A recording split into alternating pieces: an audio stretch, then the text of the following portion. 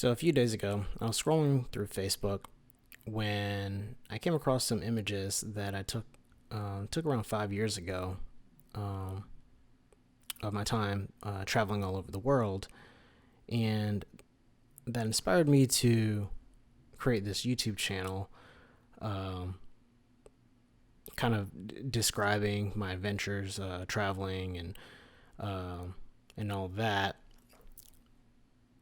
And my intention at the time was to do the channel as I was traveling, but it never really panned out, and actually um, liked kind of living in the moment anyway. So I didn't really want to do too much editing, and I lost a whole bunch of footage as well. So that kind of discouraged me at the time. But so I figured like now would be a good time as any.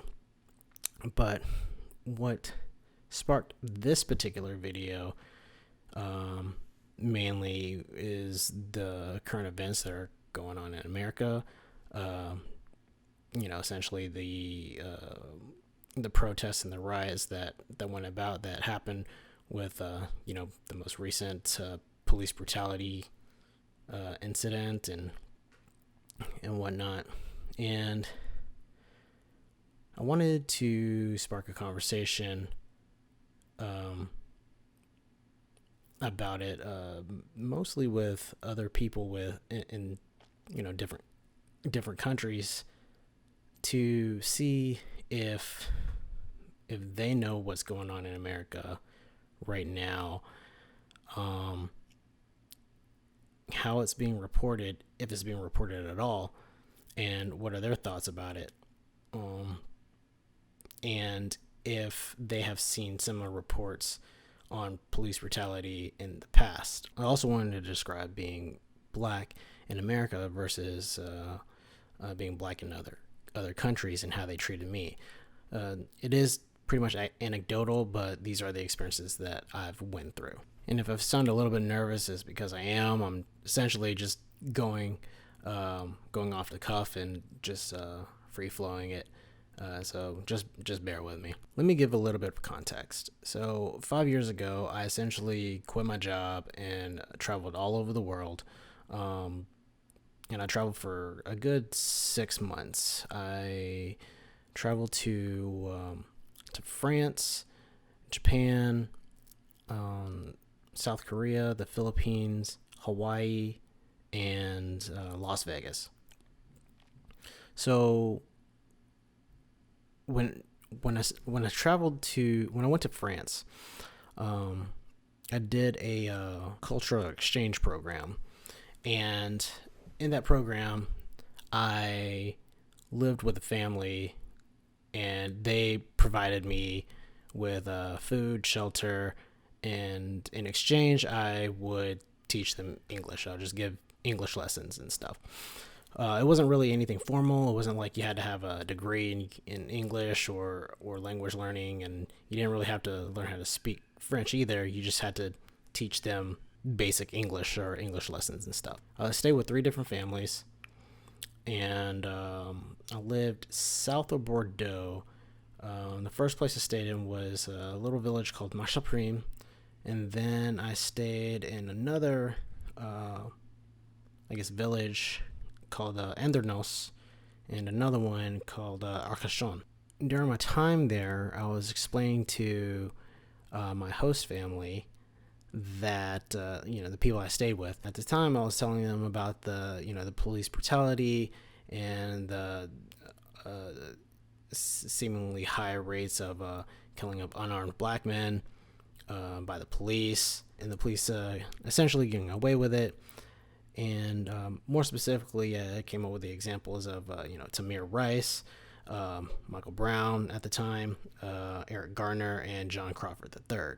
As I was explaining these things, they were saying that, like, yeah, this is terrible. Like, why are they doing these things? And now, if you aren't familiar with these, I'll go through it really quickly.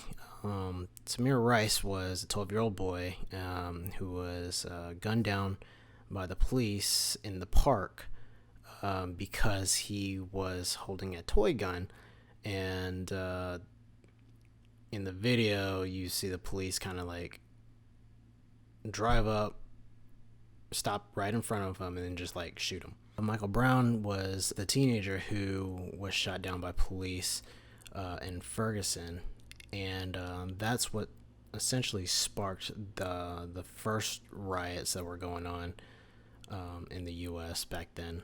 Supposedly, Michael Brown strong-armed, I guess the store guy at a convenience store, and he was confronted by a cop, and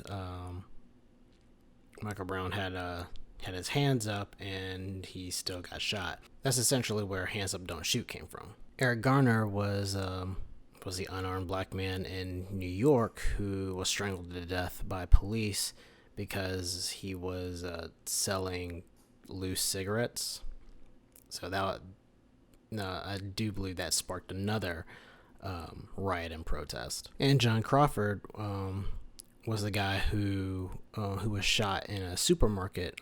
He was holding a BB gun. The BB gun was sold at that store, and someone called the police, and the police came in without even asking any questions and just shot him dead in the aisle. And unfortunately, none of the police in these cases were indicted. Strangely enough, a few days after I talked to my host family about all these issues, the shooting of Walter Scott happened. The cop there, he was convicted and sent to prison for 20 years. But I feel like this only happened because a third party, someone else, shot the video and got the evidence. Otherwise, he probably would have been let off free as well. Unfortunately, this is a single facet of issues that are going on in America, and it seems like if you have dark skin, you're automatically thought of as a threat. So while I was living in France, I noticed that there were some distinct differences in how people treated me and viewed me in France than how they treated me in America. So let me explain. So there was this one incident where I was walking to the bakery, and there was an elderly lady who had crossed the street. She had crossed the street, and I was walking on the path perpendicular to her, and she crossed the street, and we started walking towards the same direction, right?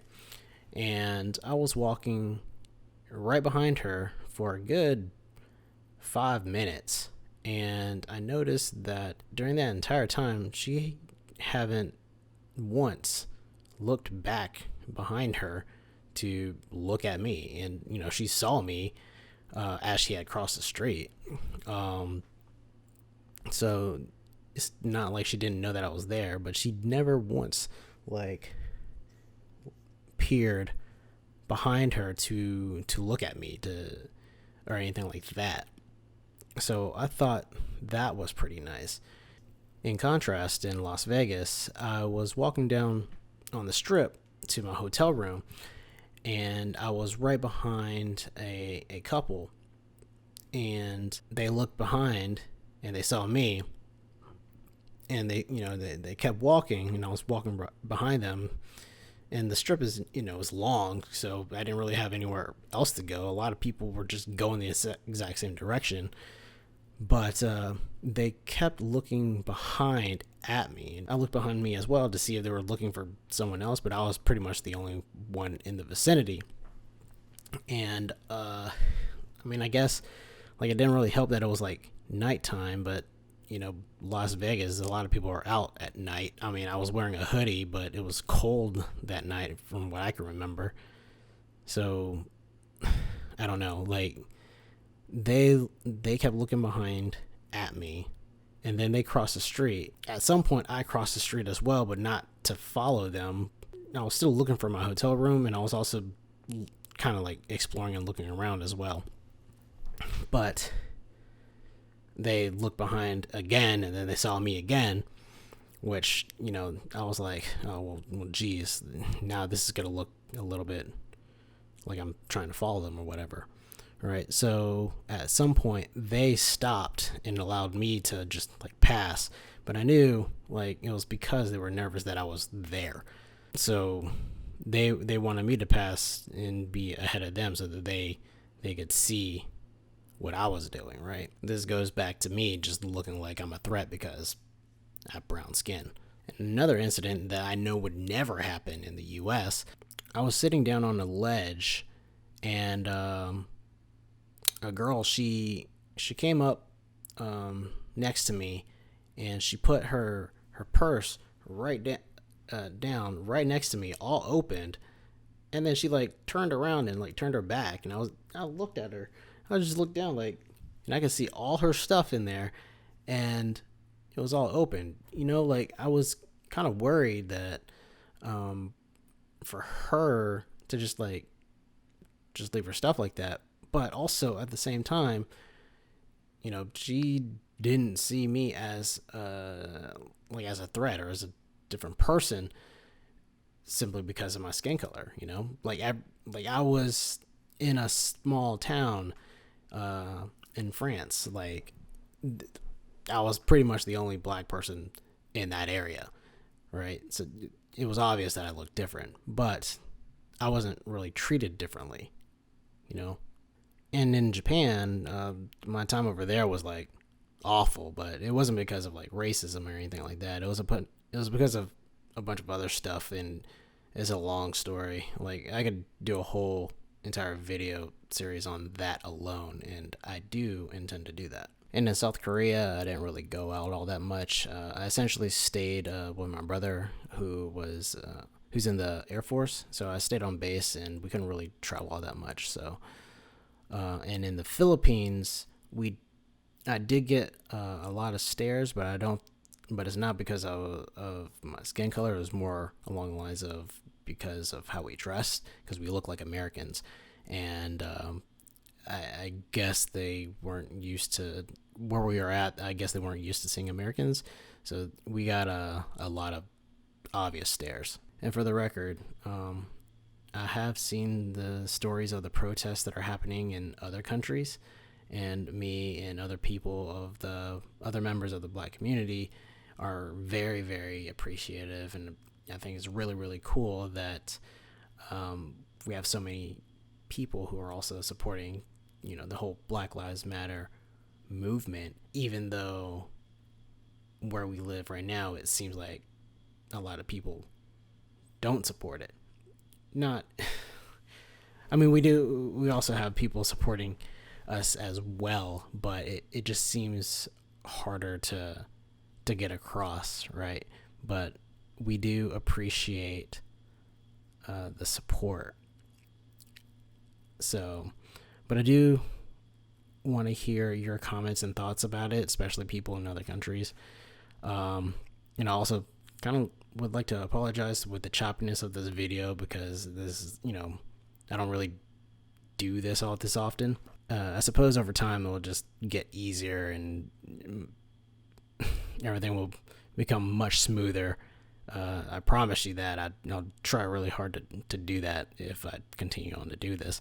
But yeah, until then, I'll figure something out. But anyway, I'll catch you guys in the next one. Later.